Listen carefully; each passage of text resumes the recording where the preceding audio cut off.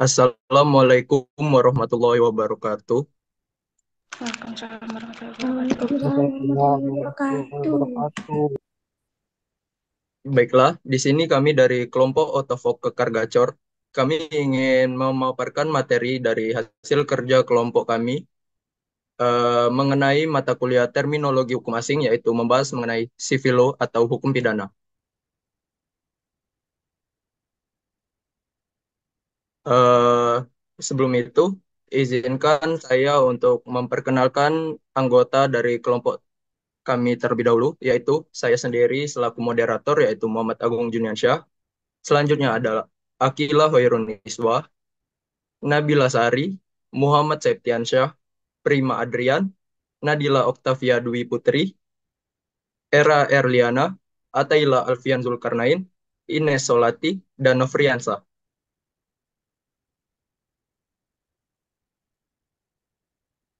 Baiklah, langsung saja masuk ke materi pembahasan dari kelompok kami, yaitu yang pertama mengenai overmatch, yaitu pada materi ini akan disampaikan langsung oleh Era. Kepada Era, dipersilakan. Baik, terima kasih moderator. Overmatch berasal dari bahasa Belanda yang berarti daya paksa atau keadaan memaksa dalam bahasa Inggris yaitu force majeure. Kata daya paksa artinya suatu keadaan, kejadian yang tidak dapat dihindarkan dan terjadi di luar dugaan atau di luar kekuasaan manusia. Mojatno memberikan pengertian overmatch sebagai kekuatan atau daya paksa yang lebih besar. Saya kembalikan ke moderator.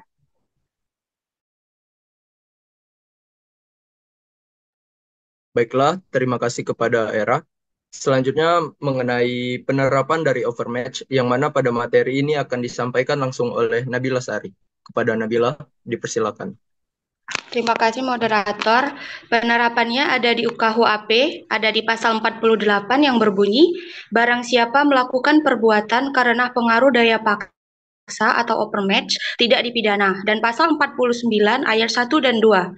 1. Tidak dipidana barang siapa melakukan perbuatan pembelaan terpaksa untuk diri sendiri maupun untuk orang lain. Kehormatan kesusilaan atau harta benda sendiri maupun orang lain, karena ada serangan atau ancaman serangan yang sangat dekat pada saat itu dan melawan hukum. Yang melawan hukum langsung disebabkan oleh keguncangan jiwa yang hebat karena serangan atau ancaman serangan itu tidak dipidana. Kembali ke moderator.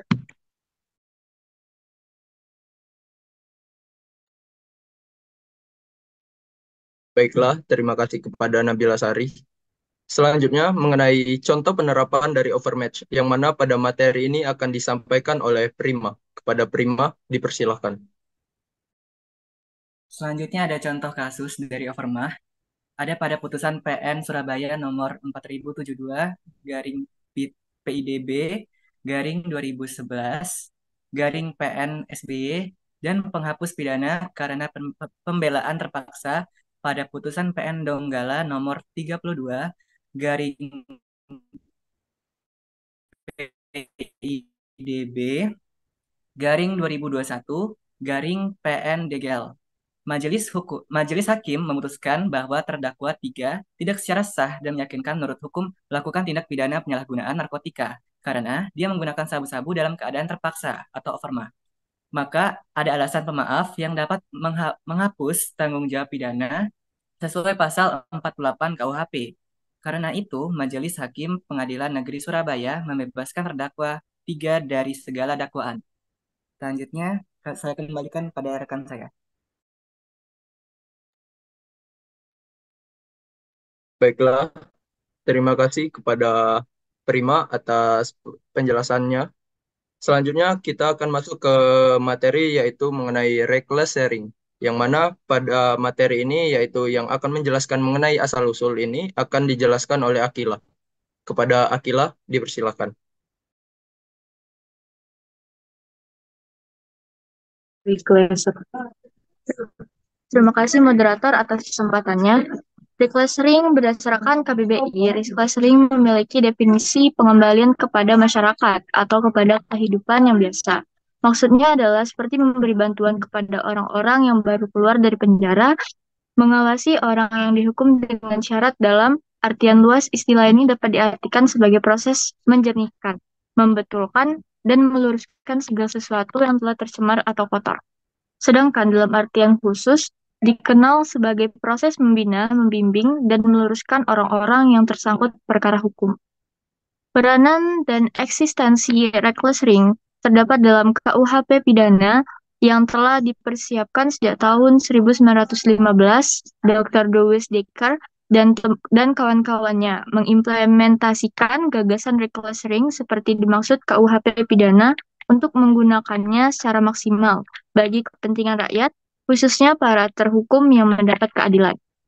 Saya kembalikan kepada moderator. Baiklah, terima kasih kepada Akila atas pemaparannya. Selanjutnya, kita akan masuk ke materi penerapan dari reclassering, yang mana pada materi ini akan dijelaskan oleh Nofri. Kepada Nofri, dipersilahkan. Baiklah, terima kasih moderator. Dalam Kitab Undang-Undang Hukum Pidana terbaru, terdapat penerapan dari istilah reclassering ini. Lebih tepatnya terdapat pada pasal 16 ayat 1 dan 2 yang berbunyi, yang pertama ayat 1, ketentuan pelepasan bersyarat ditetapkan oleh Menteri Kehakiman atas usul setelah mendapat kabar dan pengurus penjara tempat terpidana, dan setelah mendapat keterangan dari jaksa tempat asal terpidana. Sebelum menentukan, harus ditanya terlebih dahulu Dewan Reclassering Pusat yang tugasnya diatur oleh Menteri Kehakiman. Yang kedua, ketentuan mencabut pelepasan bersyarat. Begitu juga hal-hal yang tersebut dalam pasal 15A ayat 5. Ditetapkan oleh Menteri Kehakiman atas usul atau setelah mendapat kabar dari jaksa tempat asal terpidana. Sebelum memutus, harus ditanya terlebih dahulu pendapat Dewan Reclassering Pusat. Terima kasih, moderator. Baiklah, terima kasih kepada Nopri atas paparannya. Yang selanjutnya, mengenai contoh penerapan dari reclassering, yang mana pada materi ini akan disampaikan oleh Alfian. Kepada Alfian, dipersilahkan. Baik, terima kasih moderator.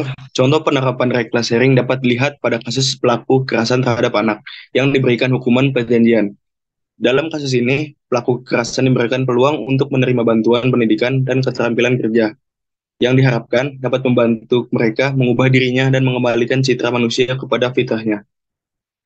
Reclassing juga diterapkan pada pelaku kekerasan terhadap anak yang telah mengalami pengalaman kekerasan, yang diberikan peluang untuk mengalami pengalaman yang positif dan membantu mereka mengubah dirinya.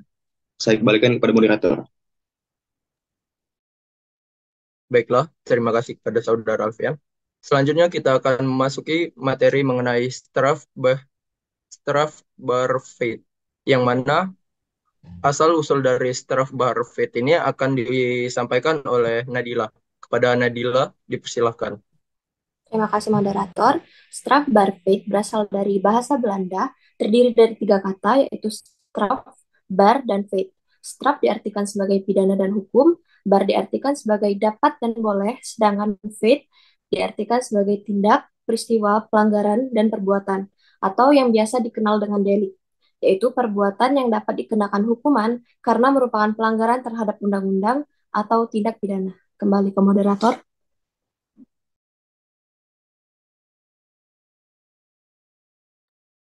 Baiklah, terima kasih kepada Nadila atas pemaparannya. Selanjutnya ya, mengenai penerapan yang akan disampaikan oleh Septian. Kepada Septian, dipersilakan. Baiklah, penerapan kata Strafbarfeit atau delik dipakai ketika suatu perbuatan oleh hukum pidana dilarang dan disertai dengan ancaman atau hukuman bagi siapa saja yang melanggar larangan tersebut. Contoh penerapan, delik ada berbagai macam, misalnya pencurian, pemerasan, pengancaman, penipuan, penggelapan, pembunuhan, penganiayaan, penghinaan, dan pencemaran nama baik, zina, pemerkosaan, dan lain-lain. Misalnya, delik pencurian diatur dalam pasal 362 bab 22 dalam KUHP yang berbunyi, barang siapa yang mengambil barang sesuatu yang seluruhnya atau sebagian kepunyaan orang lain dengan maksud untuk dimiliki secara melawan hukum diancam karena pencurian dengan pidana penjara paling lama 5 tahun atau pidana denda paling banyak Rp900. Terima kasih. Baiklah, terima kasih kepada Septian atas pemaparan materinya. Baiklah, selanjutnya akan disampaikan kesimpulan dari materi-materi yang telah dibahas tadi, yang mana pada kesimpulan ini akan disampaikan langsung oleh Ines. Kepada Ines, dipersilahkan. Baik, terima kasih moderator. Terminologi asing dalam hukum memiliki peran penting dalam memperluas pemahaman dan aplikasi hukum di era globalisasi. Hal ini membantu para profesional hukum untuk memahami konsep-konsep hukum dari berbagai negara dan memperlancar kerjasama lintas batas. Penggunaan terminologi asing dalam hukum juga dapat menjadi kesempatan untuk memperluas literasi hukum global. Meskipun terminologi asing dapat memperkaya pemahaman hukum, penggunaannya juga dapat menimbulkan tantangan, terutama dalam hal penyampaian informasi kepada masyarakat umum yang mungkin tidak memahami bahasa atau istilah asing tersebut. Oleh karena itu, ada kebutuhan untuk mengkaji dan menyederhanakan penggunaan terminologi asing dalam konteks hukum agar dapat dipahami oleh semua pihak. Saya kembalikan kepada moderator. Baiklah, terima kasih kepada Saudari Ines atas penyampaian materinya. Mungkin sekian saja pemaparan dari kelompok kami mengenai terminologi hukum asing ini, yaitu terkait dengan hukum pidana. Uh, Jika dari para audiens ataupun yang menonton dari video ini memiliki pertanyaan, maka boleh langsung menampilkan pertanyaannya pada kolom komentar. Untuk itu, selesai sudah pemaparan materi dari kelompok kami. Saya selaku moderator memohon maaf apabila terdapat kesalahan ataupun kekurangan. Kepada Allah, kami mohon ampun. Wabillahi taufik wal hidayah.